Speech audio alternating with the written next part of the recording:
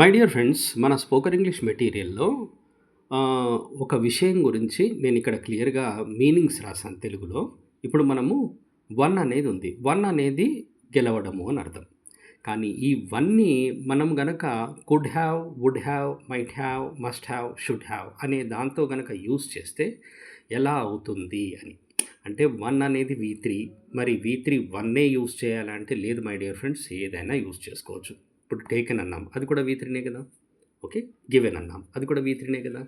అలా మీనింగ్ ఎలా చేంజ్ అవుతుందో చూడండి. కుడ్ హ్యావ్ వన్ అన్నాం అనుకోండి, గెలవగలిగేది అని అర్థం. కుడ్ హ్యావ్ వన్ అన్నాం అనుకోండి, గెలిచేది అని అర్థం. మైట్ హ్యావ్ వన్ అన్నాం అనుకోండి, బహుశా గెలిచేది అని.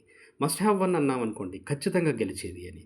షుడ్ హ్యావ్ వన్ అన్నాం అనుకోండి, గెలిచి ఉండాల్సింది అని అర్థం. అదే ప్లేస్లో వన్ ప్లేస్లో టేకెన్ అన్నాం అనుకోండి, కుడ్ హ్యావ్ టేకెన్ అన్నాం, తీసుకోగలిగేది అన్నాం, తీసుకోగలిగేది. వుడ్ హ్యావ్ టేకెన్ అన్నాం, తీసుకునేది అని. అలాగే మైట్ హ్యావ్ వన్ అన్నాం,